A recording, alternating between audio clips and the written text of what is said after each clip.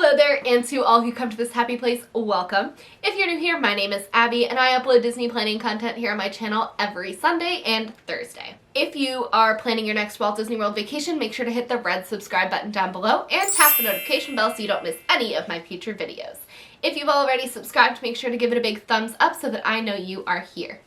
In today's video, we are continuing my Disney for Dummies series, and we are going to be talking about what to do if you have to go to Disney with a Disney hater. Now, maybe you're in a relationship with someone that you want to go to Disney and they are a Disney hater, but you want to go anyway. So how can we redirect that and make the experience a positive one, and maybe even turn them into a Disney superfan? If you don't know what a Disney superfan is, then make sure you watch my last video because I went over 10 of the different types of people that go to Walt Disney World, and it was super fun, and you should definitely go check it out. So I will link it up in the cards. Now, a Disney hater is someone that can really ruin the trip for everyone else, whether you're with just them or you're with a whole group of people and you just have one downer. So how can we fix this? How can we make it so that they are less miserable, in turn making everyone else less miserable? I have first-hand experience with this. My dad's a little crotchety and he likes to complain.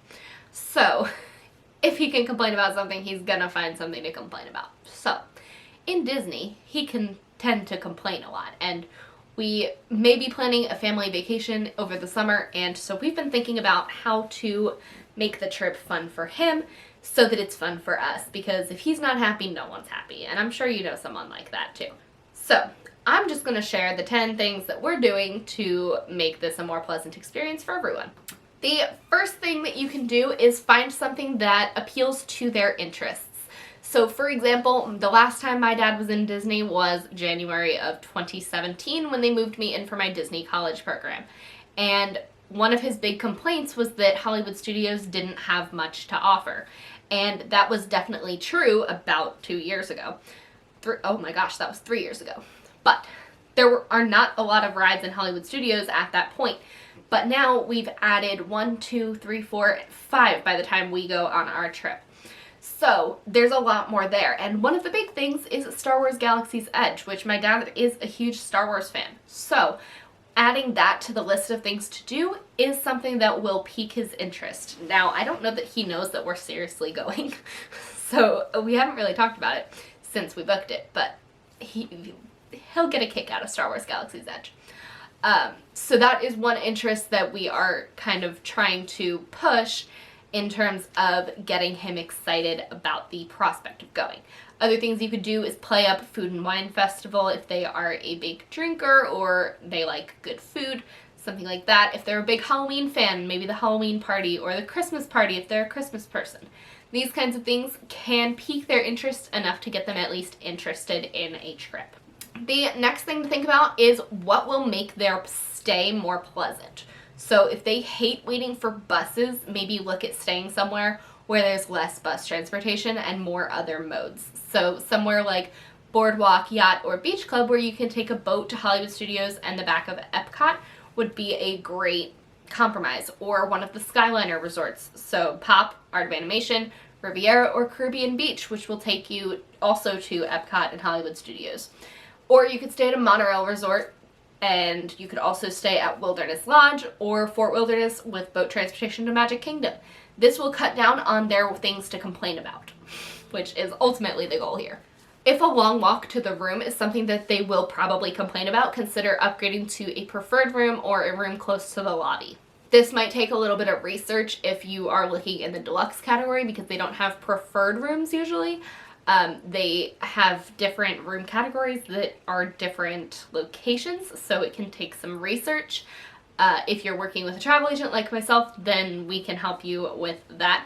I am taking new clients currently, so if you would like to plan a trip, make sure to find my information in the description down below. Shoot me an email, fill out my quote request form, and we can get started on that. The next way you can sway them is with food. Food is a pretty easy way to sway anyone with anything if you're going to be offering food that they will enjoy. So my dad doesn't like Italian food like, as a general, he likes Italian food, but he doesn't like Italian restaurants. So we're not going to go to Italian restaurants. We're going to go to a German restaurant. We're going to go to Beer Garden in Epcot. And he does like that. He's eaten there before and been happy with the food there because, you know, it's just a fun experience there. Whereas he would absolutely hate if we went to Via Napoli. He would complain about that the whole time and how much you're paying for a pizza and stuff. I told you, he's a downer. But if you can find foods that are going to really bring them in and like be like, oh, that sounds delicious, then that's a really good way to start to work on getting them excited. The next way you can appease them is with rides. So if they're a big ride fan, then use all of the new rides that are opening and have opened in the recent months to really drive their interest. So Flight of Passage is like the most breathtaking ride that Disney has ever made. Now, I've heard Rise of the Resistance rivals that, but as a Star Wars fan, I won't spoil it for myself. So even though it's been open for about coming up on 2 months, I have not watched a thing. I have not read reviews. I have not watched reviews. I cannot speak to Rise of the Resistance. So in my head right now, Flight of Passage is at the top. But I am hoping to ride Rise of the Resistance in a few weeks. So please hold on that. But anyway, the new rides that are coming are probably a thing to prioritize if you're traveling with a ride lover, because that'll really get them excited. Disney is doing some amazing things with technology. The new Guardians of the Galaxy roller coaster permits look really promising for as far as the technology that they're using in that ride. It's going to be so cool.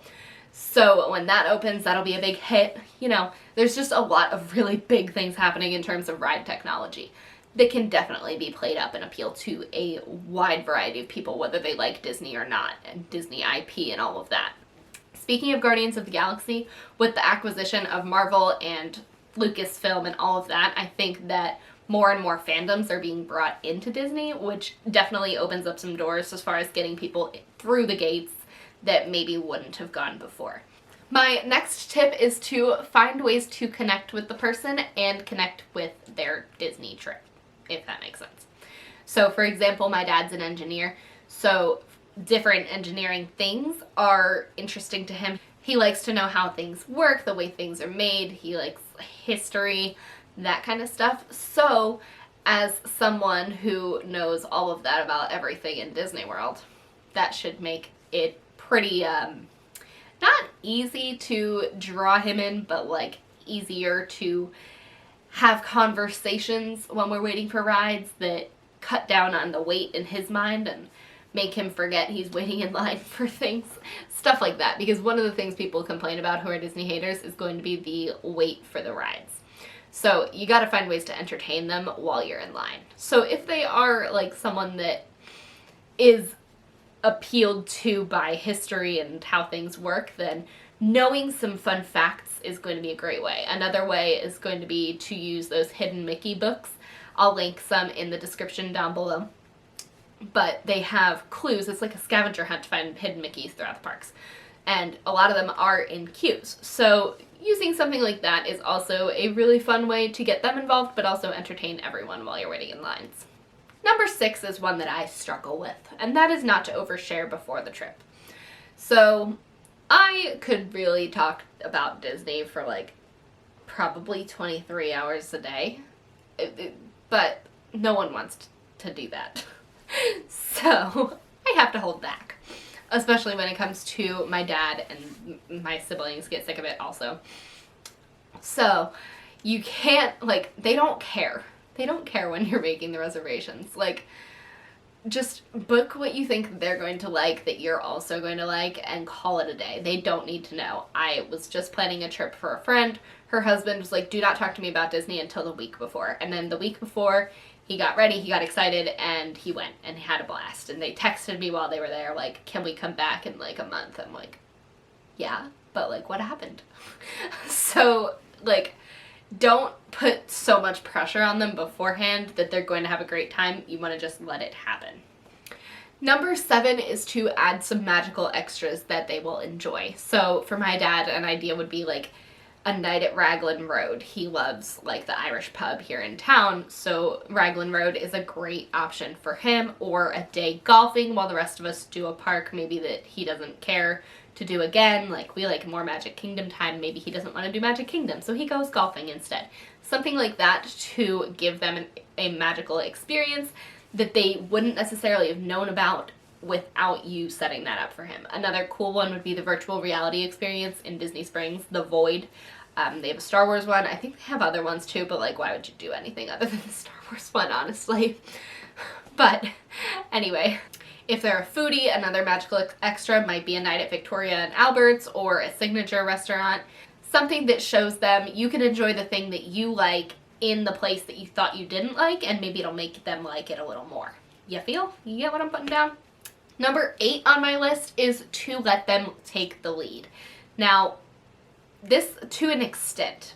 You don't want them to completely dictate your entire trip, but if they are someone that's like, I need to go back to the hotel and like take a nap or take a break or go in the pool, let them. You can stay in the park as long as they're not like a child, but most children are not going to complain about Disney.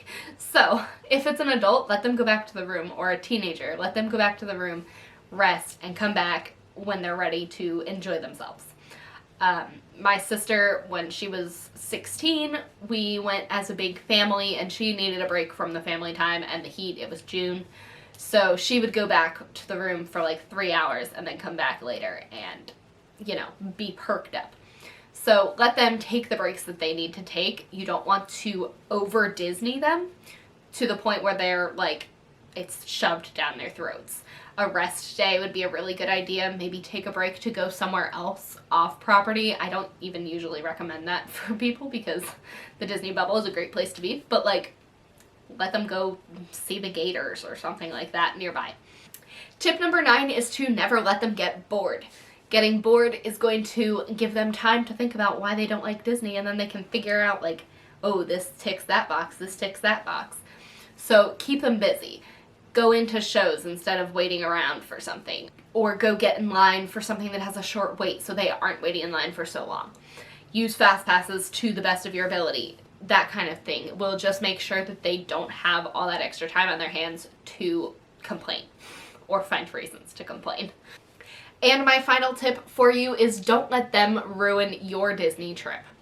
Now, it's all in how you look at it. You can kind of let their complaining roll off your back, or you can absorb it and make you miserable as well.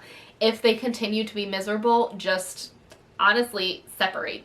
Let them go do their thing, you go do your thing. Don't let them ruin the experience for everyone else. It's not fair to you, it's not fair to your kids. Just let them do what they need to do. If they want to be miserable, there's nothing that you can do to change that. But hopefully some of these tips will let you convert them to at least a mild Disney fan and show them that there's not so much to dislike. There is plenty to like when you're on a Walt Disney World vacation. If you found this video helpful, then make sure to give it a big thumbs up. In my next video, I'm going to be talking about Disney itinerary planning tricks, so that when you are planning your next Disney vacation, you have some guidance as to how to put that trip together, what you need to consider, all of that. And to go with that video, the video following that is going to be where I take apart my subscribers' itineraries. And so if you would like to submit your itinerary, I'll be going over them on camera and give some tips, critiques, say let's swap this or that kind of thing. So if you would like to be involved in that, make sure to email your itinerary to me. I will leave my email linked in the description down below and also in the comments. So I would love to have your submissions. And let me know in the comments down below, have you been with a Disney hater? Have you been able to turn them? All of that kind of stuff. I would love to hear about it. With that being said, I will talk to you guys with my next video. Bye!